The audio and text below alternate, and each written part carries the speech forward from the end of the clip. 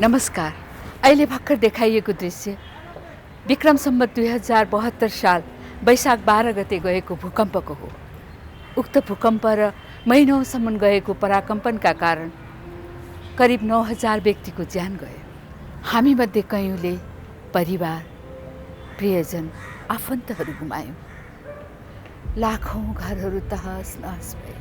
हजारौँ मानिसहरू गम्भीर घाइते भए।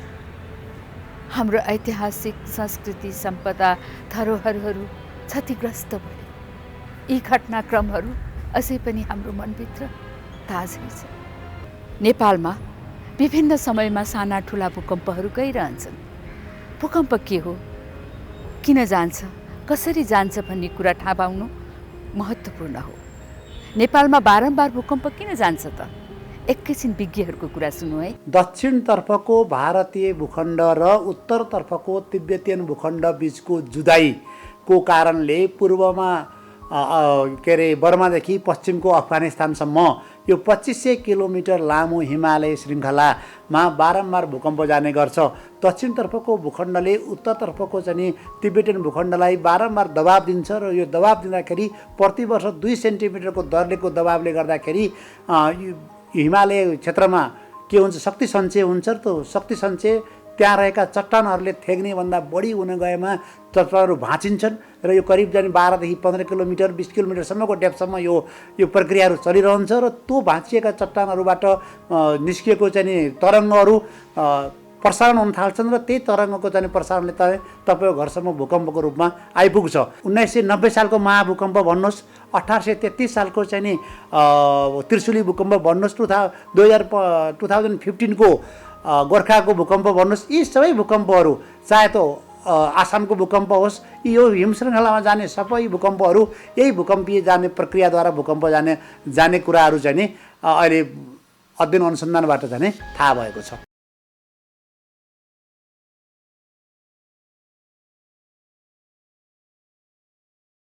बाबा, अब धेरै समयसम्म त अर्को भूकम्प जाँदैन रे नि है? त्यसो भए त हामी सुरक्षित छौँ। कहाँबाट थाहा पायो छोरी यो कुरा तिमीले? काका र काकीले कुरा गरेको सुनेको थिएँ। अब यसपालिको भूकम्पमा त बाँच्यो, अर्को भूकम्प जानलाई लगभग 80 वर्ष लाग्छ रे। अब त हामी सुरक्षित भयो भनेर हुन्थ्यो। खोइ छोरी, सुन्नु त मैले पनि त्यस्तै सुनेको हो, तर कतिसम्म सत्य हो त्यो त मलाई पनि थाहा छैन।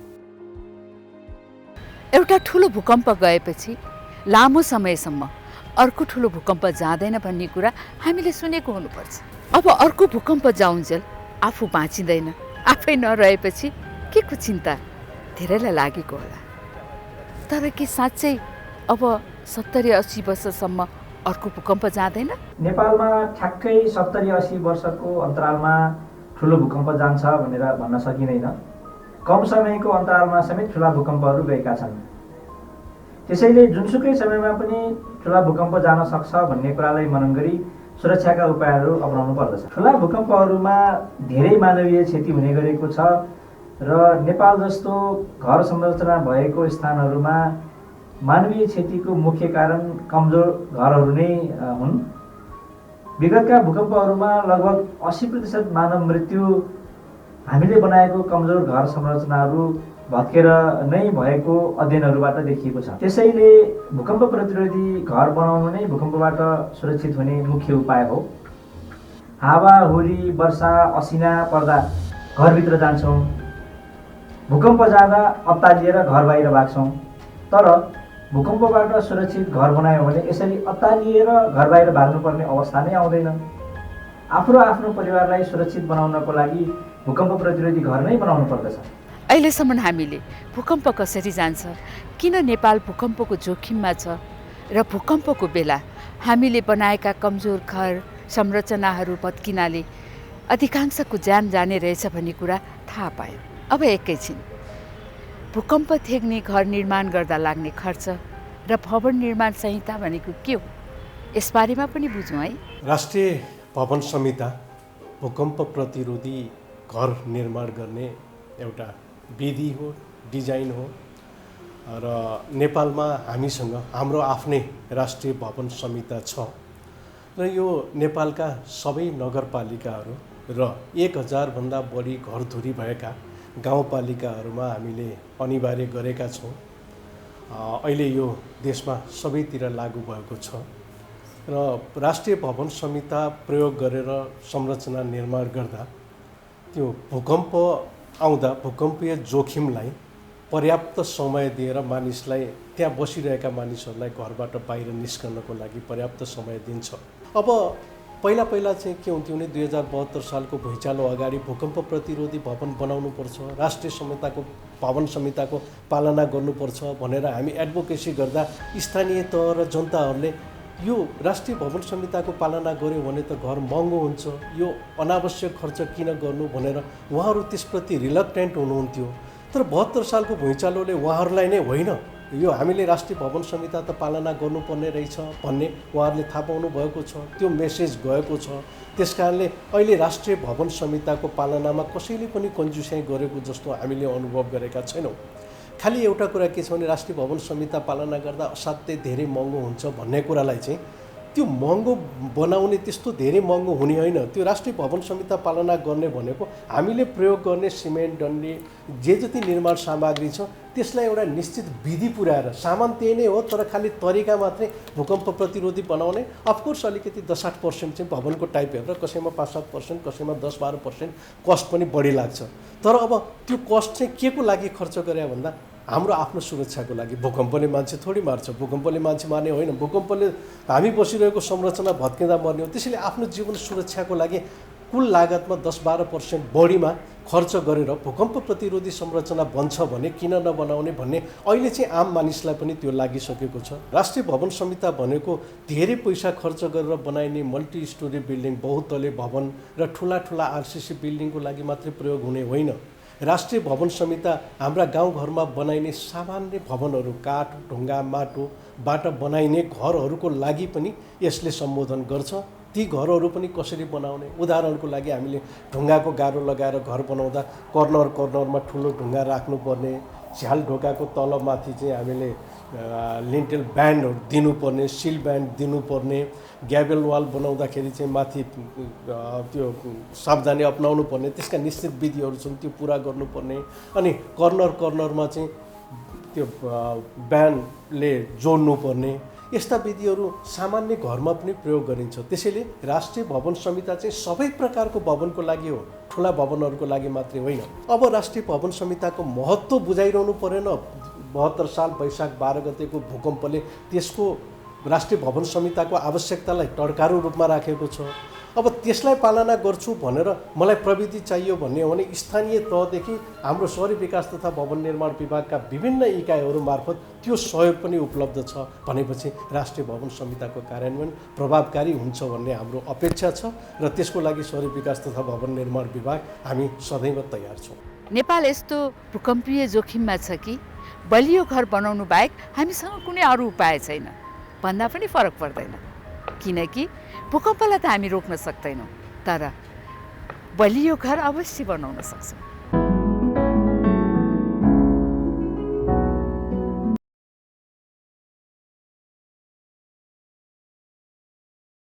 नमस्कार, सन्चै हुनुहुन्छ?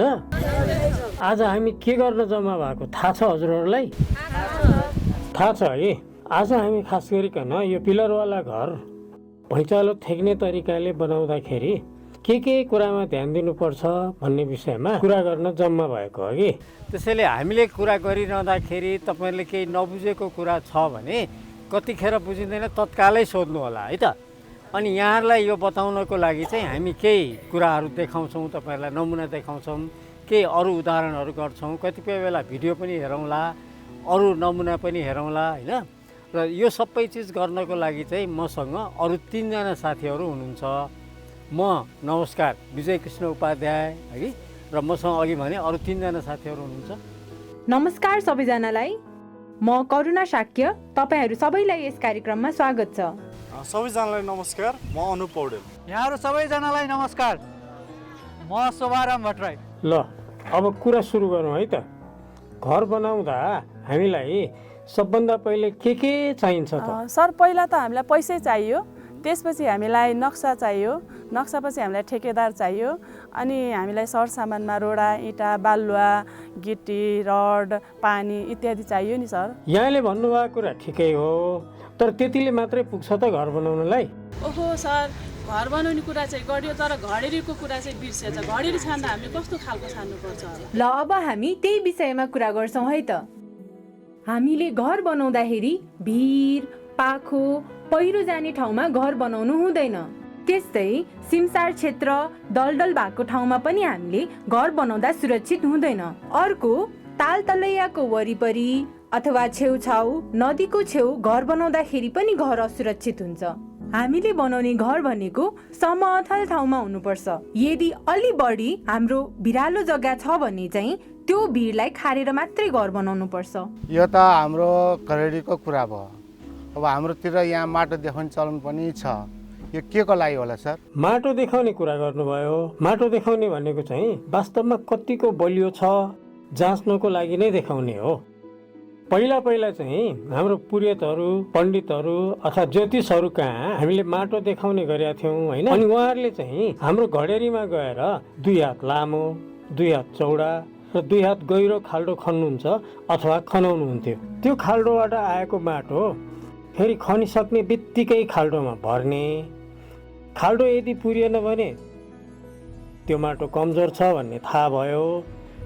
त्यसपछि उहाँहरूले यो घडेरीमा भूतप्रेतको बास छ, यस्तो ठाउँमा बस्यो भने तपाईँलाई पीड छ, यो राम्रो हुँदैन भनिदिनु। त्यस्तै त्यो माटो ठिक्क भरियो भने मात्रै, खाल्डोमा भरियो भने मात्रै भएसम्म अर्को ठाउँमा बनाउन राम्रो, तर छैन भने यही पनि अलिकति विचार गरेर बनाउँदा हुन्छ भन्नुहुन्थ्यो। यदि त्यो खाल्डोमा माटो भर्दाखेरि पुरिएर अझ माटो बढी भएर झुसी भयो भने ल यहाँ चाहिँ लक्ष्मीको बास छ, यो ठाउँमा घर बनायो भने तपाईँलाई एकदम फलिफाप हुन्छ र एकदम राम्रो हुन्छ भनेर भनिदिनु। त्यो भनेको के हो भने खँदिलो माटो भयो भने धेरै भार लिन सक्छ, खुकुलो माटो भयो भने धेरै भार लिन सक्दैन। त्यसैले यो हिसाबले जचाउने भनेको चाहिँ माटो देखाउने भन्दा शक्ति परीक्षणकै कुरा हो। यति सजिलो तरिका रहेछ माटो जाँच्ने। हामीले आफ्नो घडेरीको माटो आफैले जाँच्न सक्ने रहेछौँ नि त। यसरी माटो जाँचेको घडेरीमा भूकम्प ठेक्ने घर कसरी बनाउन सकिन्छ त? घर बलियो बनाउन सबैभन्दा पहिला घर कस्तो आकार प्रकारको बनाउने भन्नेबाट सुरु हुन्छ। आकार प्रकार भन्नाले घरको लम्बाइ, चौडाइ, उचाइ कति राख्ने त, त्यस्तै कोठाहरू कत्रो बनाउने भन्ने हुन्छ। परापूर्व कालदेखि नेपालमा घर बनाउँदाखेरि घरको लम्बाइ र उचाइ चौडाइको 1.5 गुणा राख्ने चलन थियो। यदि 10 हात चौडा घर भए 15 हात लामो, त्यस्तै 15 हात चौडा भए 22 हात लामो। धेरै साँघुरो घर हामीले बनाउनु हुँदैन। यो कुना निस्किएको घरहरू भन्दा पनि 4 पाटे सरल आकारको घर बनाउनु सुरक्षित हुन्छ। एकनाली घर भूकम्पको बेलामा सुरक्षित हुँदैन। एकनाली घरमा एकापट्टिको पिल्लर अथवा गारो भत्किएमा पुरै घर नै गडमगुलुम्म जान्छ। त्यही भएर घर बनाउँदाखेरि कम्तीमा पनि 2 नाली घर बनाउनु पर्छ। अर्को कुरा, यदि तपाईँले 1 तल्ला भन्दा अग्लो घर बनाउँदै हुनुहुन्छ भने तल्लो तल्ला जति उचाइको छ माथिल्लो तल्लाहरू पनि त्यति नै उचाइको बनाउनु पर्छ। यदि कुनै तल्ला अग्लो र कुनै तल्ला होचो भयो भने घर असुरक्षित हुन्छ। तर कथन कदाचित यदि तपाईँले अग्लो होचो बनाउनै पर्यो भने प्राविधिकको सल्लाह लिएर मात्र बनाउनु पर्छ। अब पिलरको फेदमा हात्ती पाइला किन चौडा चाहिन्छ भन्नको लागि एउटा अभ्यास गरेर हेरौँ है त। ल शोभाराम सर, खोइ ल्याउनुहोस् त बालुवा। अब यो बालुवा हामीले खनाइरहँदाखेरि तल ठुलो घेरा माथि सानो भएर बस्छ। त्यो भनेको मतलब हामीले जमिनमा भार दिँदाखेरि तल फैलिन्छ। अब यसमा पिलरमा मात्र हामीले राख्यौँ भने के हुने भयो, सहजै यो चाहिँ तल गयो कि। तर यसको फेदीमा हात्ती पाइला छ, चौडा छ भने अब यसलाई राखेर हेऱ्यौँ भने यो तल जाँदैन, यसले धेरै भार लिन्छ। त्यही कारणको लागि हामीले पिलरमा हात्ती पाइला चौडा राख्नुपर्छ भनेको। अब एकैछिन जगबन्धनको कुरा गरौँ है त। यदि घडेरीको माटो कमजोर छ भने त्यस्तो अवस्थामा जगबाट अलिकति माथि आएर सबै पिलरहरू छुने गरी हामीले जगबन्धन बाँध्नुपर्छ, ताकि सबै पिलरहरू एकै ढिक्का होस्। ल अब अघि ती पाइलाको कुरा गऱ्यौँ। यो पिलरहरू कसरी राख्नुपर्छ भन्ने पनि तरिका हुन्छ। यहाँ एउटा नमुना हेरौँ है त। यो दुईटा नमुना छ हामीसँग। एउटा नमुनामा बटाम मिल्ने गरिकन पिलरहरू राखिएको छ। यस्तो ठाउँलाई हामीले ग्रिड मिलेको भन्छौँ। दायाँबाट हेरे पनि बायाँबाट हेरे पनि लस्करै छन्। यसरी पिलरहरू राख्नुपर्छ। यसको सट्टा कहीँ कहीँ बिचको पिलरहरू निकालेको पनि देखिन्छ। त्यसरी पिलर निकालेको ठाउँमा चाहिँ हामी ग्रिड नमिलेको भन्छौँ। यसरी स्ल्याबले भार दिने हो। त्यस्तै यहाँ पनि पर्यो भने अब यिनको सबैतिर पिलर बराबर नभएको कारणले गर्दा यो ग्रिड मिलेको पिलरहरूको तुलनामा ग्रिड नमिलाएर राखेको घर चाहिँ कमजोर हुन्छ। पिल्लर र बिम मिलाएर राख्ने कुरा त थाहा भयो, तर पिल्लर कत्रो राख्नुपर्ने हो, बिमभन्दा पिल्लर बलियो चाहिन्छ भन्ने सुनिन्छ। खास कुरा चाहिँ के हो? यो कुरा थाहा पाउनको लागि हामीले थाम र निदालको कुरा गरौँ है। हाम्रो घरमा थाम बलियो चाहिन्छ कि निदाल बलियो चाहिन्छ? निश्चय पनि थाम बलियो चाहिन्छ होइन? अनि थाम ठुलो हुनुपर्छ कि निदाल ठुलो हुनुपर्छ त? थाम र निदाल भनेको चाहिँ हाम्रो यो पिलरवाला घरमा पिलर भनेको थाम हो, निदाल भनेको बिम हो। त्यसैले बिमको तुलनामा पिलर ठुलो हुनुपर्छ। ए पिलर भनेको थाम पो रहेछ, त्यही भएर त घरको अरू भागमा भन्दा पिलरमा बढी डन्डी राख्नु पर्दो रहेछ। डन्डी मात्रै होइन, पिलरको साइजमा पनि हामीले सम्झौता गर्नु हुँदैन। 3 तल्लासम्मको घरलाई कम्तीमा 12 इन्च बाई 12 इन्चको पिलर हाल्नुपर्छ र यो 12 इन्च बाई 12 इन्च पिलरमा कम्तीमा पनि 8 वटा डन्डी राख्नै पर्छ। अनि ती डन्डीहरूलाई राख्ने सही तरिका पनि होला नि हैन र सर? ल अब घर बनाउँदाखेरि एउटै डन्डीले त घर बनाइसकिँदैन। डन्डीहरू ठाउँ ठाउँमा गाँच्नुपर्छ। गाँच्दाखेरिको गसाइ अथवा जहाँ खप्टिन्छौँ हामीले त्यो पर्याप्त मात्रामा भएन भने छुट्टिन्छ। एउटा अभ्यास गरौँ है त। फेरि तपाईँहरू दुवैजना आफ्नो हात समातेर तान्नुहोस् त। यति गर्दाखेरि खुस्कियो भने मतलब थोरै गसाइले सजिलै गरी खुस्किन्छ। तर अब फेरि एकचोटि गर्नुहोस् त। यति गर्दाखेरि चाहिँ उहाँहरूको एकअर्काको हात खुस्किँदैन। डन्डीहरू जोड्दाखेरि हामीले जति मोटो डन्डी हो त्यसको 60 गुणा लम्बाइ हुने गरिकन खप्टाएर गाँच्नुपर्छ। 4 लाइनको अथवा 12 मिलिमिटरको डन्डी हो भने 30 इन्च खप्टिनु पर्यो। 5 लाइन अथवा 16 मिलिमिटरको डन्डी हो भने 36 इन्च खप्टिनु पर्यो। तब मात्रै डन्डीको गसाइ बलियो हुन्छ। पिलरमा बिममा राख्ने रिङ कस्तो हुनुपर्ने हो? पिलर र बिमको जोड्नीमा पनि रिङ राख्नै पर्ने हुन्छ र यो रिङहरू पनि 4-4 इन्चीकै फरकमा राखिन्छ। धेरै जसो घर बनाउँदाखेरि यस्तो खाली रिङ बनाउने चलन छ, तर यस्तो रिङ नभइकन यस्तो अंकुशे परेको रिङ चाहिँ हामीले बनाउनु पर्छ र यसको हामी छोटो अभ्यास हेर्छौं। त्यसको लागि म साथीहरूलाई अनुरोध गर्दछु। हेर्नुस् है त, अंकुशे नभएको रिङ सजिलै छुट्छ।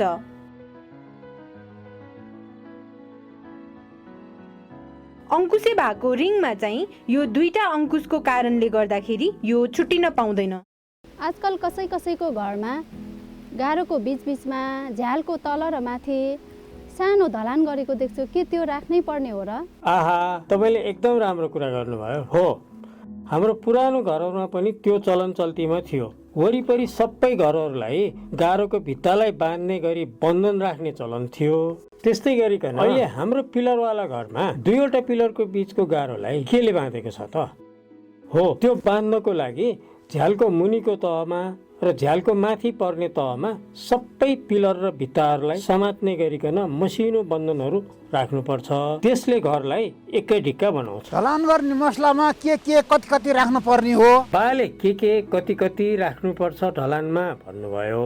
बिम, पिलर र स्ल्याब जस्ता भार लिने संरचनाहरू ढलान गर्दाखेरि 1 बोरा सिमेन्टीमा 1.5 बोरा बालुवा र 3 बोरा गिट्टी राख्नुपर्छ। यसरी गर्दाखेरि मुस्दा अलिकति बुल्टो हुने भएकोले गिट्टीको साइज एकनासको भन्दा सानो ठुलो गिट्टी मिलाएर राख्नुपर्छ। त्यसको लागि फेरि साथीहरूलाई एउटा कुरा देखाउन चाहे। यो गिट्टीमा हेर्नुभयो भने धेरै ठाउँहरू खाली ठाउँ छ, किनभने यहाँ ठुलो ठुलो एकनासको गिट्टी छ। यसमा हेर्नु हो भने गिट्टी एकनासको नभइकन सानो ठुलो मिसाएको छ। यसको भन्दा यसमा खँदिलो हुन्छ। त्यसले गर्दाखेरि हामीले ढलानको मसलामा मसिनोदेखि मोटोसम्मको गिट्टीहरू प्रयोग गऱ्यौँ भने त्यो राम्रो हुन्छ। बालुवाको मात्रा बढाउनु हुँदैन। त्यस्तै गरिकन पानीको कुरा गर्दा पानी चाहिँ सामान्यतया 1 बोरा सिमन्तीको मसला बनाउनको लागि 20 देखि 25 लिटरसम्म पानीको आवश्यक पर्छ। तर यदि बालुवा धेरै भिजेको छ भने पानीको मात्रा कम गर्नुपर्छ। बालुवा सुक्खा छ, सुकेको बालुवा छ भने पानीको मात्रा बढाउनुपर्छ। कसरी थाहा हुन्छ यो कुरा भन्दाखेरि हामीले सिमन्तीको मसला अथवा ढलानको मसला बनाउँदाखेरि पानी बग्ने हुनु पनि हुँदैन र मसला बुगुल्टो भएर कतै मिसिएको कतै नमिसिएको हुनुहुन्न। एकनासको मिसिने गरिकन मसला बनाएको खण्डमा त्यो मसला प्रयोग गर्दा घर बलियो हुन्छ। अब अन्त्यमा कभरको कुरा गरौँ है त। कभर भनेको पिल्लर, बिम, स्ल्याबको ढलान गर्दाखेरि ढलानको डन्डी र फर्माको बीचमा हुने मसलाको भागलाई भनिन्छ। स्ल्याबमा कभरको भाग आधा इन्ची राखिन्छ। त्यस्तै बिममा 1 इन्ची, पिल्लरमा 1.5 इन्ची र जगमा 2 इन्ची कभर राख्नुपर्छ। आज हामीले तपाईँहरूलाई एक तलामा 1000 स्क्वायर फिट अथवा 1000 वर्ग फिट भन्दा कम क्षेत्रफल भएको र 3 तलासम्मको पिलरवाला घर बनाउँदा के ध्यान दिनुपर्छ भन्ने कुराहरू गऱ्यौँ। यसमा तपाईँहरूलाई केही अझै पनि कुनै कुराहरू नबुझेको कुरा अहिले हामी फेरि छलफल गर्न सक्छौँ। आज यहाँ आएर हामीले धेरै कुरा थाहा पायौँ सर। अब हामीलाई घर बनाउनु पर्यो भने थप कुराको जानकारी लिन हामी कहाँ गएर कसरी लिँदा कोसँग बुझ्दाखेरि राम्रो हुन्छ होला? हो, यहाँले एकदम ठिक कुरा गर्नुभयो। अहिले हामीले गरेका कुराकानीहरू अथवा त्योभन्दा बढी जानकारीहरू कुनै कुरा तपाईँलाई घर बनाउने बेला चाहियो भने आफ्नो नगरपालिकाको इन्जिनियर साहब अथवा वडामा हुने प्राविधिकहरू जो कोहीलाई पनि सोधेर योभन्दा विस्तृत कुरा थाहा पाउन सक्नुहुन्छ।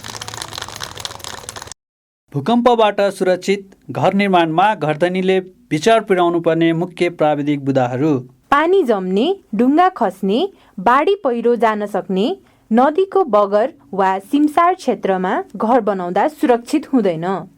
सरल र नियमित आकार जस्तै वर्गाकार तथा आयतकार घर निर्माण गर्नु सुरक्षित हुन्छ।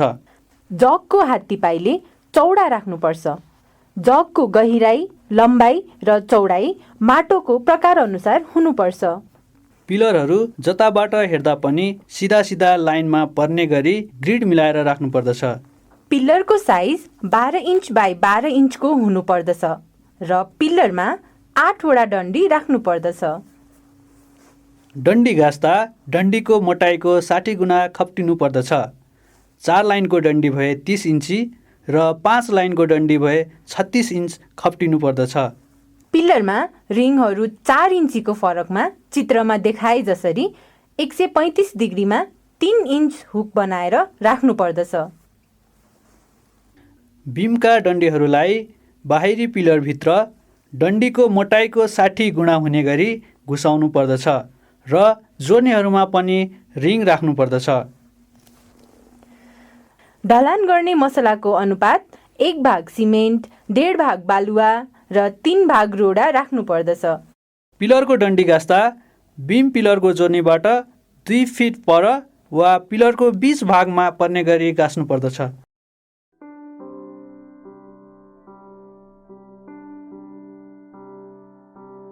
सुन्दर घरको परिकल्पना कसलाई हुँदैन र? तर घर सुन्दर भएर मात्र हुँदैन, बलियो पनि हुनुपर्छ। बलियो घर निर्माण गर्नका लागि कस्ता सामग्रीहरू प्रयोग गर्ने, कस्ता कामदारहरूलाई काम लगाउने, कस्ता ठेकेदारलाई ठेक्का दिने, निर्माणका लागि किनेर लिएर आएका सामग्रीहरू कसरी भण्डार गर्ने, यी सबै कुरा घर निर्माण गर्नु अगाडि नै घरधनीले थाहा पाउनु आवश्यक छ। यी सबै कुराहरू थाहा पाउनका लागि हामी पनि लागौँ न त नगरपालिकाको कार्यालयतिर। नमस्कार इन्जिनियर बहिनी। नमस्ते दाइ। घर बनाउँदाखेरि बुझ्नै पर्ने कुराहरू छ अरे, हजुरले मलाई सबै बुझाइदिनु पर्यो। हुन्छ नि दाइ, बस्नु न। सबैभन्दा पहिला नेपाल इन्जिनियरिङ परिषदबाट दर्ता भएका इन्जिनियरहरूसँग नक्सा बनाउनु पर्दछ। नक्सा चाहिँ यस नगरपालिकाको मापदण्ड र भवन निर्माण संहिता पालना गरेर बनाउनु पर्दछ। नक्सा सही भएन भने घर बलियो हुँदैन। त्यसै गरी ठेकदार छान्दाखेरि तालिम प्राप्त वा नगरपालिकाबाट सूचीकृत भएका ठेकदारहरू छान्नु पर्दछ। ठेकदारसँग पहिले नै उसको जिम्मेवारी के हो, सम्पूर्ण निर्माणको दर कति हो र सम्पूर्ण अवधि के कति लाग्छ त्यो पहिले नै छलफल गर्नुपर्दछ। त्यसपछि घर निर्माण सामग्री जस्तै सिमेन्ट, बालुवा, गिटी, फलाम आदि भण्डार गर्दाखेरि कामदारलाई ओसार पोसार गर्न, काम गर्न सजिलो हुने गरेर राख्नु पर्दछ। हेर्नुहोस्, सिमेन्टलाई सुक्खा ठाउँमा ओस नलाग्ने तरिकाले राख्नु पर्दछ। सिमेन्ट उत्पादन भएको मितिबाट 2 महिना ननागेको भए त्यसको गुणस्तर राम्रो मानिन्छ। अनि पनि यो सिमेन्ट कहिले उत्पादन भएको हो भन्ने चाहिँ कसरी थाहा पाउने? सिमेन्टको बोरामा त्यसको उत्पादन मिति लेखिएको हुन्छ। यस्तो कुराहरू त मैले कहिले सोचेको थिइनँ। घर बनाउँदा चाहिने कर्नी, भाइब्रेटर, फर्मा जस्ता औजारहरू ठेकदार पक्षले ल्याउने कि घरधनी पक्षले ल्याउने पहिले छलफल भएको हुनुपर्दछ। साथै जग खन्दा निस्केको पानी, माटो त्यसको व्यवस्थापनको बारेमा नि ध्यान राख्नु पर्दछ। ठेकदारले काम कहिलेबाट सुरु गर्छ त्यसको एकिङ गर्नु पर्यो। साथै उसको कामदारलाई निर्माणको अवधिमा सुरक्षा विधि अपनाउन घरधनीले नै भन्नुपर्दछ। काम गर्दै जाँदाखेरि सहमति अनुसारको काम भएको छ कि छैन त्यसको बारेमा नि बेला बेलामा छलफल गरिराख्नु पर्दछ। तरकारीमा मसला जसरी ठिकसँग मिलाएर बनायो भने तरकारी स्वादिष्ट बन्छ नि, हो त्यसरी नै घर बनाउँदा प्रयोग हुने सिमेन्ट मसला तरिकासँग बनाउनु पर्दछ। अनि बहिनी यो तरिका चाहिँ कसरी मिलाउने? पहिला बालुवाको गुणस्तर पत्ता लगाउने राम्रो उपाय भन्छु, सुन्नुहोस्। 1 मुठी बालुवा लिने, त्यसलाई 2 हत्केलाबाट मजाले रगडिसकेपछि 2 हातमा यदि माटो लागेन भने त्यो बालुवा चाहिँ एकदम गुणस्तरीय राम्रो बालुवा मानिन्छ। दाइ च्यालिनुहोस्। सिमेन्ट र बालुवालाई अनुपात अनुसार राम्ररी मिसाउने, मिसाइसकेपछि आवश्यकता अनुसार पानी हालेर राम्ररी घोल्ने। तयार भएको मसला जति छिटो प्रयोग गर्न सके त्यति राम्रो। यदि जति ढिला हुन्छ त्यति नै त्यसको गुणस्तर घट्दै जान्छ र मसला ओसार पोसार गर्दा गाडा र कराई प्रयोग गर्नुपर्दछ। अनि बहिनी यो इट्टाको विषयमा पनि जानिराख्नुपर्ने केही कुराहरू छन् कि? घर निर्माणमा प्रयोग हुने इट्टा राम्रो गुणस्तरको हुनुपर्छ। त्यसको लागि घरधनीले इट्टाको गुणस्तर र त्यसलाई प्रयोग गर्ने तरिका थाहा पाउनु जरुरी हुन्छ। 2वटा इट्टा लिने, त्यसलाई एक आपसमा ठोक्दाखेरि धातुको जस्तो आवाज आउने इट्टालाई एकदम राम्रो इट्टा मानिन्छ। गाह्रो लगाउनभन्दा अघि इट्टालाई पानीमा कम्तीमा पनि 7 घण्टा डुबाइराख्ने। राम्ररी नभिजेको इट्टा हामीले गाह्रो लगाइयो भने इट्टाले मसलाको पानी सोच्दछ। मसलाको पानी सोचेपछि मसला कमजोर हुन्छ, त्यसले गर्दा हाम्रो गाह्रो नै कमजोर हुन्छ। छ नि दाइ, अर्को विचार पुर्याउने कुरा, इट्टाको गाह्रो लगाउने बेलामा ठाडो जोड्ने एउटै लाइनमा पार्नु हुँदैन। त्यसै गरी इट्टाको गाह्रोमा मसलाको मोटाइ आधा इंच हुनुपर्छ। 4 इन्चको गाह्रोमा मसला 1 भाग सिमेन्ट र 4 भाग बालुवा प्रयोग गर्नुपर्छ र 9 इन्चीको गाह्रोमा 1 भाग सिमेन्ट र 6 भाग बालुवा प्रयोग गर्न पनि सकिन्छ। गाह्रो लगाइसकेपछि 7 दिनसम्म पानी राखेर गाह्रो चिसो बनाइराख्नु पर्दछ, तर पानी चाहिँ पिउने लायकको हुनुपर्दछ। छ नि दाइ, 1 दिनमा 4 इन्चीको गाह्रो छ भने 1 मिटर, 9 इन्चीको गाह्रो छ भने 1.5 मिटर भन्दा अग्लो गाह्रो लगाउनु हुँदैन। हेलो, तपाईहरु सबैजना आइसक्नु भयो? ल म पनि आइपुगिहाल्छु। म्याडम, म एकैछिन मिटिङमा जानुपर्ने भयो। उहाँलाई गाह्रोसँग सम्झाइदिसके, त्यसपछि बाँकी कुरा हजुरले बुझाइदिनु न है। म मिटिङमा जानु पर्यो। बाँकी कुरा म्याडमले हजुरलाई बुझाइदिनुहुन्छ। ल अहिले म जान्छु है। हामी घरधनीले आफ्नो घर निर्माण गर्नु अगाडि जान्नुपर्ने महत्त्वपूर्ण कुराको बारेमा चर्चा गरिरहेका थियौँ। निर्माण सामग्रीको गुणस्तर बुझेर मात्र पुग्दैन, उक्त सामग्रीको उचित प्रयोगका बारेमा थाहा पाउनु पनि उत्तिकै जरुरी छ। नमस्कार। नमस्ते दाइ, बस्नुहोस् न। दाइ, अब हामी फलामी डन्डीको बारे कुरा गरौँ है त। हुन्छ बहिनी, जे होस् मैले जान्नुपर्ने, मैले बुझ्नुपर्ने, मलाई सबै बुझाइदिनु पर्यो। दाइ, घर बनाउँदा लाग्ने प्रमुख सामग्री मध्ये एक डन्डी पनि हो। डन्डी काट्दा र जोड्दा विशेष ध्यान पुर्याउनु पर्छ। डन्डी एकनास आकारको, खिया नपरेको, चिरा नपरेको, बङ्ग्याउँदा नभाँचिने खालको किन्नु पर्दछ। डन्डी नेपाल गुणस्तरले चिन्ह प्राप्त भएको किन्नु पर्दछ। डन्डीको विवरण त्यसमा राखेको ट्यागमा हेरेर वा पढेर लिनु पर्दछ। ताई, डन्डी जोड्दाखेरि डन्डीको मोटाइको कम्तीमा 60 गुणाले खप्ट्याएर जोड्नु पर्दछ। डन्डी 3 लाइनको भएको खण्डमा चाहिँ हामीले 2 फिट खप्ट्याएर जोड्नु पर्दछ। डन्डी 4 लाइन भयो भने हामीले 2 फिट 6 इन्ची खप्ट्याएर जोड्नु पर्दछ। अनि फर्मा नि, फर्मा फर्माको विषयमा पनि विचार पुर्याउनु पर्ने धेरै कुराहरू होलान्। छ नि दाइ, फर्मा चाहिँ कडा सतह भएको, ढलानको पानी नसोच्ने, अनि त्यसपछि एकनास सतह भएको हुनुपर्छ। ढलानलाई राम्रो बनाउनको लागि हामीले स्टिल र प्लाइवुडको फर्मा राख्नु पर्दछ। काठको फर्मा राख्दाखेरि काठको जोड्नेहरूबाट मसला चुहिने, त्यसपछि ढलानको सतह खण्ड खण्ड हुने समस्या आउन सक्छ। फर्मा अड्याउनको लागि राखिने टेकाहरू 3 फिटको दूरीमा हुनुपर्दछ। अब फर्माको विषयमा पनि बहिनीले धेरै जानकारी गराउनु भयो, ढलानको विषयमा पनि जानकारी लिनु पर्यो नि त बहिनी। ढलान राम्रो भएन भने फेरि पछि घर चुहिने, चिसो आउने, के हो के समस्या आउँछ अरे? सिमेन्ट, बालुवा, रोडा र पानीको मिश्रण नै ढलान हो। तर गुणस्तरीय ढलानको लागि यी सबै सामग्रीहरू आवश्यकता अनुसार मिलाएर तयार पार्नु पर्दछ। त्यसको लागि ढलानमा प्रयोग हुने सामग्रीहरू गुणस्तरयुक्त हुनु पर्यो, जस्तै रोडा, कडा, विभिन्न आकारको हुनुपर्दछ। पिलर, बिम र छत ढलानको मसला बनाउँदाखेरि 1 भाग सिमेन्टमा 1.5 भाग बालुवा र 3 भाग गिटी मिलाएर बनाउनु पर्दछ। ढलानको मसला बनाउँदाखेरि 1 बोरा सिमेन्टमा 20 लिटर पानी हुनुपर्दछ। गुणस्तरीय ढलानको लागि मसिनो, मध्यम, मोटो सबै खालको गिटी भए राम्रो हुन्छ। ढलानलाई घर निर्माण प्रक्रियाको महत्त्वपूर्ण अंश मानिन्छ। तर गुणस्तरीय ढलान गरिएन भने सिङ्गो घरको गुणस्तरमा नै कमी आउँछ। ढलान राम्रो हुनका लागि ढलानको मसला सही तरिकाले तयार गर्नुपर्छ। ढलानको लागि तयार गरिएको मसला आधी घन्टाभित्र प्रयोग गरिसक्नु पर्दछ। ढलानबारे बुझ्नुपर्ने अरू कुराहरू पनि छन्। ढलान एकातर्फीबाट गर्दै जानुपर्दछ।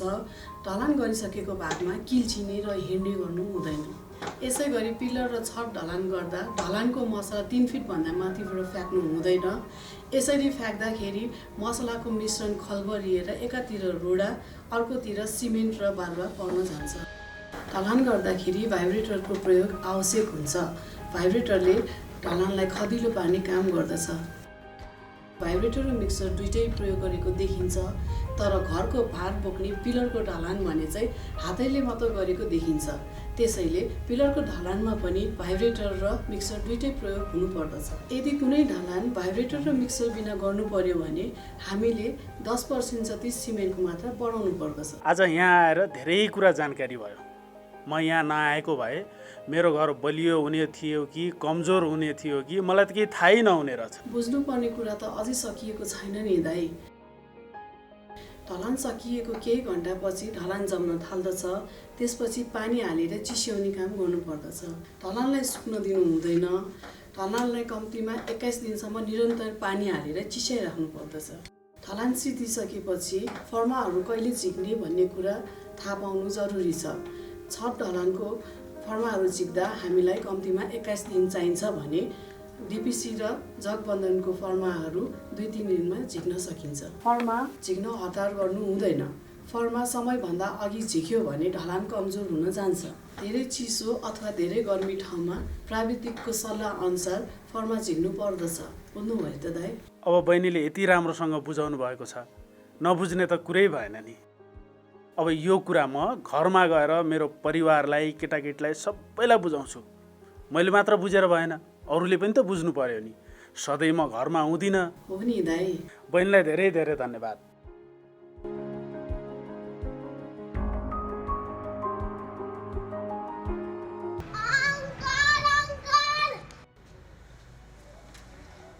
ए नानी, के भयो? किन हातिदिए आली? मामु र बाबु कोनी हैन? घरमा झगडा परिरहेछ, छिटो हिँड्नुस् न। ए ल ल ल, हिँड हिँड बाबु, जाउँ। राम भाइ, ए राम भाइ, बुहारी बुहारी, होइन के को झगडा हो यहाँहरूको? यहाँ बाहिर आउनुहोस्, यहाँ कुरा गरौँ। अध्यक्ष नमस्कार। नमस्कार अध्यक्षज्यू। नमस्कार नमस्कार। अनि यो झगडा चाहिँ के हो तपाईँहरूको? यो यसलाई सम्झाइदिनु पर्यो अध्यक्षज्यू। खालि खर्च गराउने कुरो मात्रै गर्छ। अध्यक्षज्यू हेर्नु न, एउटा भूकम्प खेल्ने सानो एउटा घर बनाउनु भनेको उहाँले पुरै सुन्नुहुन्न। अनि राम भाइ, बुहारीले त राम्रो कुरा गर्नु भएको रहेछ त। अब नक्सा बनाउने, नक्सा पास गर्ने, नगरपालिका जाने, तालिम प्राप्त डकर्मी प्रयोग गर्ने, के भन्छ के भन्छ, त्यही भएर मलाई रिस उठेको। राम भाइ, के हो भने कुनै प्रक्रिया पुरा नगरी, नक्सा पास नगरी बनाएको घरको कुनै मूल्य हुँदैन भाइ। त्यसैले यसलाई प्रक्रियागत ढङ्गबाट अगाडि बढाउनुपर्छ। जीवनमा घर भन्ने कुरा त एकपल्ट नै बनाइन्छ, कस्तो कुरा नबुझेको। तपाईँले सुन्नुभएको छैन टेलिभिजनमा, रेडियोमा, तपाईँले पढ्नु भएको होला अखबारतिर, छरछिमेकका साथीहरूले पनि भने होलान्, उहाँ जताततै देख्नु भएन नियमअनुसार नबनेका घर, प्रक्रिया पुरा नगरेका घरलाई त डोजर जेसिबी लाएर ड्याङ ड्याङ भत्काउँछ नि, त्यस्तैमा परिएला है साथी। डोजर बल्ल बल्ल दुःखले बनाए घर डोजर लगाउनु हुँदैन अध्यक्षज्यू? अध्यक्षज्यू लौ न, नक्सा पास गर्न के गर्नु पर्यो बताइदिनु पर्यो। सबभन्दा पहिले नि राम भाइ, नगरपालिकामा जाने एउटा भवन नक्सा पासको लागि दरखास्त फारम हुन्छ, त्यो फारम ल्याउने, अनि तपाईँले आफ्नो घरमा चाहिँ यस्तो घर बनाउँछु भनेर जुन एउटा होमवर्क गर्नुहुन्छ त्यो चाहिँ एउटा अनुभवी इन्जिनियरलाई लगेर देखाउने, इन्जिनियरबाट नक्सा तयार गर्न लाउने, अनि ती सबै तयार गरेको कागजात सहित नगरपालिकामा नक्सा दर्ता गर्न जानुपर्छ। कागजपत्र चाहिँ के चाहियो होला अध्यक्षज्यू? घर नक्सा पासको लागि मालपो तिरेको रसिदको फोटोकपी, जग्गा धनीको प्रमाण पूर्जाको फोटोकपी, नागरिकताको जग्गा धनी जो छ त्यसको नागरिकताको प्रतिलिपि, अनि राजीनामाको प्रतिलिपि, साथै 3 प्रति फोटो, पासपोर्ट साइजको फोटो पनि चाहिन्छ भाइ। त्यसबाहेक नि राम भाइ नापी नक्सा चाहियो। नापी नक्साले प्रश्न हुँदैन भने फाइल नक्सा पनि चाहियो। त्यसबाहेक त्यो घरको डिजाइन गर्ने इन्जिनियर हो प्रमाणपत्र चाहियो। र हामीले 4 किल्ला सन्ध्याहरू को हुनुहुन्छ उहाँहरूको नाम र किता नम्बर उल्लेख गरेर हामीले निवेदन पेश गर्नुपर्छ। अनि त्यस पछाडि के र तपाईँहरूमा भोलि नगरपालिका जाउँला, त्यहाँ इन्जिनियर साहबसँग विस्तृत कुरा बुझौँला के गर्ने भनेर। हस् अध्यक्ष।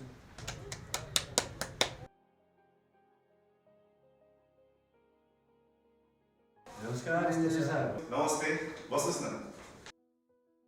के कति कामले आउनुभएको नि, भन्नुहोस् न के सहयोग गर्न सक्छु।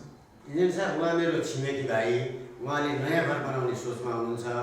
नगरपालिकाको सम्पूर्ण प्रक्रियाहरू पुरा गरेर भूकम्पले थेग्ने खालको भूकम्प प्रतिरोधी घर बनाउने विषयमा यहाँले सल्लाह दिनु पर्यो, सुझाव दिनु पर्यो। भइहाल्छ नि अध्यक्ष, त्यो त मेरो काम नै हो नि। मैले नक्सा पास सम्बन्धी कागजात के पेश गर्नुपर्ने कुरा त्यो चाहिँ मैले बुझाइसकेको छु, उहाँलाई सम्झाइसकेको छु। अब नक्सा पास गर्ने प्रक्रियाको विषयमा चाहिँ सरले बुझाइदिनु पर्यो। नगरपालिकाबाट लिएको दरखास्त फारममा सम्पूर्ण विवरणहरू भरेर कागजात बुझाइसकेपछि दर्ता हुन्छ र दर्ता भइसकेपछि तपाईँले पेश गर्नुभएको नक्सा मापदण्ड अनुसार ठिक छ कि छैन र भूकम्पलाई विचार पुर्याइएको छ कि छैन भन्ने कुरो सबै कुरो जाँचिन्छ।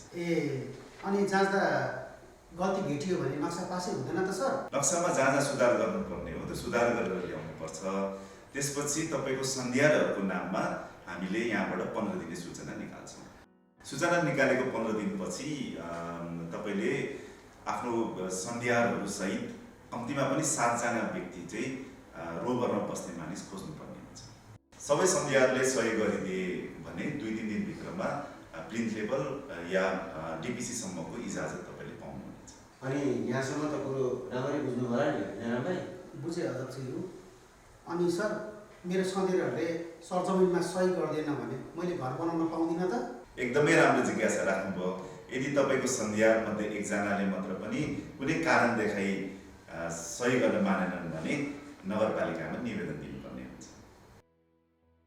नगरपालिकाले तपाईँको निवेदनको आधारमा एउटा सिफारिस पत्र बनाइदिन्छ र त्यो सिफारिस पत्र नापी कार्यालयमा लगेर बुझाएपछि नापी कार्यालयबाट अमिन खटिन्छ र अमिनले दिएको तपाईँको घर बनाउने ठाउँको प्राविधिक प्रतिवेदनलाई नगरपालिकामा बुझाएपछि नगरपालिकाबाट चाहिँ तपाईँलाई प्लिन्थ लेभलको इजाजत प्रदान गर्छ।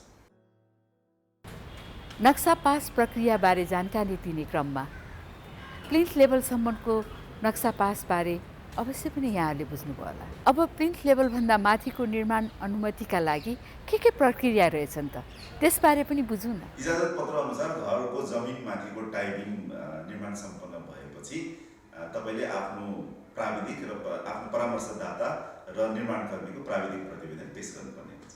त्यसपछि तपाईँले घरको स्थलगत निरीक्षण र प्लिन्थ लेभलभन्दा माथिको निर्माण इजाजतको लागि चाहिँ नगरपालिकामा निवेदन पेश गर्नुपर्ने हुन्छ। नगरपालिकाले गरेको स्थलगत निरीक्षणबाट तपाईँले बनाएको घर चाहिँ नक्सा अनुसार मापदण्ड अनुसार ठिक छ भने दोस्रो चरणको इजाजत पाउनुहुनेछ। तर नगरपालिकाको इजाजत बिना तपाईँले चाहिँ टाइबिङभन्दा माथि काम चाहिँ गर्नु पाउनुहुन्न है। दोस्रो चरणमा पनि अघि भने जस्तै तपाईँको काम निर्माण कार्य सम्पन्न भएपछि तपाईँले प्रयोग गर्नुभएको प्राविधिक परामर्शदाता र निर्माणकर्मीको प्राविधिक प्रतिवेदन तयार गर्नुपर्छ र त्यसपछि चाहिँ नगरपालिकामा स्थलगत निरीक्षणको लागि चाहिँ निवेदन पेश गर्नुपर्ने हुन्छ। स्थलगत निरीक्षणमा जाने नगरपालिकाको प्राविधिकले मापदण्ड अनुसार बनेको र नक्सा स्वीकृत नक्सा अनुसार बनेको छ भन्ने यकिन गरेर प्रतिवेदन लेखिसकेपछि मात्र तपाईँले चाहिँ आंशिक वा निर्माण सम्पन्न प्रमाणपत्र पाउनुहुनेछ। सर घर चाहिँ कति समयसम्म बनाइसक्नु पर्ने हो? इजाजत लिएको 2 वर्षभित्रमा घर बनाइसक्नुपर्छ। सर 2 वर्षभित्रमा यदि हामीले बनाइसकेन भने के हुन्छ? यस्तो अवस्थामा 2 वर्षको म्याद नसकिँदै तपाईँले चाहिँ नगरपालिकामा फेरि म्याद थपको लागि निवेदन दिनुपर्छ र त्यसपछि 2 वर्षसम्म म्याद थप हुन्छ। तर पटक पटक चाहिँ म्याद थप हुँदैन है, त्यो चाहिँ याद गर्नु होला। नक्सा पास गरेर घर बनाउँदाखेरि त्यसका धेरै फाइदाहरू छन्। नक्सा पास गरेर घर बनाउँदाखेरि नक्सा मापदण्ड अनुसार नक्सा ठिक छ कि छैन भन्ने कुरो पनि जाँच हुन्छ र भवन संहिता अनुसार तपाईँको भूकम्पीय सुरक्षित छ कि छैन भन्ने कुरो पनि जाँच हुन्छ। घर बेचबिखन गर्न र धितो राखेर ब्याङ्कबाट ऋण लिनका लागि नगरपालिकाबाट जारी भएको निर्माण सम्पन्न प्रमाणपत्र चाहिने हुन्छ। त्यो निर्माण सम्पन्न प्रमाणपत्र नलिकन अथवा नक्सा पास प्रक्रियामा नआइकन घर बनाउँदाखेरि चाहिँ नगरपालिकाबाट जारी हुने कुनै पनि किसिमको सेवा सुविधाबाट चाहिँ तपाईँ वञ्चित हुनुपर्ने हुन्छ। रामलाई सरले भने कुरा पनि बुझ्दै हुनुहुन्छ होला नि, होइन त? सरले यति छर्लङ्ग हुने गरी बुझाइदिनु भएछ, मैले नबुझेर यिनै सबै प्रक्रिया पुर्याएर घर बनाउनु भयो भने एकातर्फ निर्माण सम्पन्न प्रमाणपत्र पनि पाउनुहुन्छ भने अर्कोतर्फ तपाईँको घर आफै पनि सुरक्षित र बलियो बन्नेछ। भवन निर्माण अनुमतिका मुख्य चरणहरू: आवश्यक कागजातहरू, घर बनाउने नक्सा, आधिकारिक कागजातहरू र दरखास्त फारम तयार पार्नुपर्दछ। नक्सा पेश, विवरण सहितको दरखास्त फारम र नक्सा नगरपालिकाको कार्यालयमा पेश गर्नुपर्दछ। नक्सा दर्ता, नगरपालिकाको प्रक्रिया बमोजिम नक्सा दर्ता गर्नुपर्दछ। चेक जाँच, नगरपालिकाको प्राविधिकद्वारा मापदण्ड, भवन संहिता र पेश गरिएका कागजातहरूको जाँच हुने गर्दछ। 15 दिने सूचना, नगरपालिकाले सन्धियारको नाममा 15 दिने सूचना जारी गर्दछ। सरजमिन, सूचना जारी गरेको 15 दिनपछि घरधनीले आफ्नो सन्धियार सहित रोहबरमा बस्ने मानिसहरू खोज्नु पर्दछ। प्लिन्थ लेभलसम्मको निर्माण अनुमति, यदि सरजमिनमा सबै सन्धियारले सही गरेको खण्डमा 2-3 दिनभित्रमा प्लिन्थ लेभलसम्मको निर्माण अनुमति प्राप्त गर्न सकिन्छ। प्लिन्थ लेभलसम्मको निर्माण, नक्सा बमोजिम प्लिन्थ लेभलसम्मको निर्माण सकिएपछि परामर्शदाताबाट प्राविधिक प्रतिवेदन तयार पारी नगरपालिकामा पेश गर्नुपर्दछ। दोस्रो चरण निर्माण अनुमति, निर्माण स्थल निरीक्षणपछि प्लिन्थ लेभलसम्मको निर्माण कार्य ठिक भएको ठहरिएमा दोस्रो चरण अर्थात् प्लिन्थ लेभलभन्दा माथि निर्माण अनुमतिका लागि नगरपालिकामा दरखास्त दिन सकिन्छ। दोस्रो चरण निर्माण, नक्सा बमोजिम प्लिन्थ लेभलभन्दा माथिको निर्माण सकिएपछि परामर्शदाताबाट प्राविधिक प्रतिवेदन तयार पारी नगरपालिकामा पेश गर्नुपर्दछ। निर्माण सम्पन्न प्रमाणपत्र, निर्माण स्थल निरीक्षणपछि प्लिन्थ लेभलभन्दा माथिको निर्माण कार्य ठिक भएको ठहरिएमा निर्माण सम्पन्न प्रमाणपत्रको लागि नगरपालिकामा दरखास्त दिन सकिन्छ। अब त तपाईँलाई छर्लङ्ग भयो होला नि, होइन? भयो, सरले छर्लङ्गै बनाइदिनु भयो। सरलाई धेरै धेरै धन्यवाद। अध्यक्षज्यूलाई पनि धेरै धेरै धन्यवाद। तपाईँलाई पनि धन्यवाद। अहिलेसम्म हामीले भूकम्पबारे सामान्य जानकारी, त्यसै गरी भूकम्पबाट सुरक्षित घर निर्माण गर्दा घरधनीले विचार पुर्याउनु पर्ने पक्ष र नक्सा पास प्रक्रियाबारे थाहा पायौँ। थप जानकारीका लागि सम्बन्धित नगरपालिका अथवा के तपाईँ घर बनाउँदै हुनुहुन्छ भन्ने यो पुस्तिकाबाट अझ राम्ररी थाहा पाउन सक्नुहुन्छ। याद गर्नुहोस् है, जिन्दगीमा एकपल्ट बनाउने घर सम्झौता नगरी डह्रो अर्थात् भूकम्प थेग्ने घर बनाउनुहोस् है। नमस्कार।